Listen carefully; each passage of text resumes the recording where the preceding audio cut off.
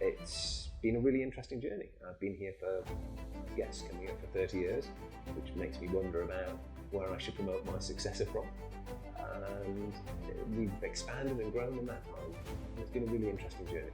When I joined the business, there was about 12 to 15 people, and we were in central Portsmouth with just getting our first Speedmaster. And we didn't have any grand plans to grow to a certain size. Just all the way along the line, it's felt like an organic growth that if we do the right things and we attract customers and they spend, are we happy to grow and invest?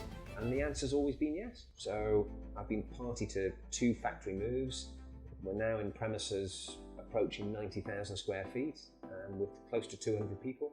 But that's always been through organic growth, not acquisition, and largely doing the same sort of jobs to the same sort of size that we were doing 20 years ago. The vast majority of the work we do is for the trade, so almost 70%.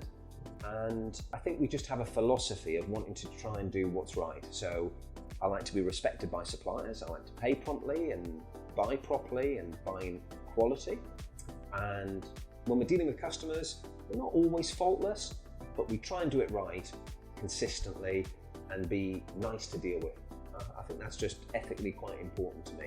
And I think that's something that sort of pervades through the staff.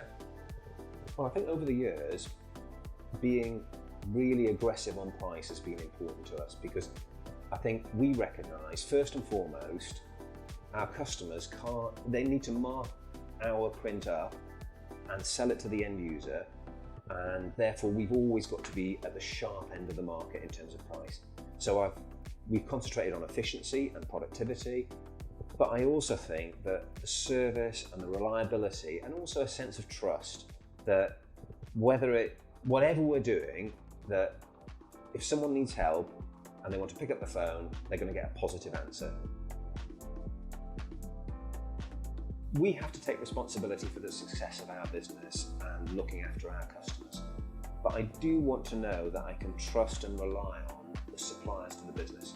I've made a real effort to be positive about this year, to invest, and looking at ways to grow and move forward. I feel that there's still a real place for us to be one of the dominant suppliers in the UK, doing general commercial print for trade partners. And if we do it really well, and we make it great value, and we're great to deal with, I think we've got an exciting future.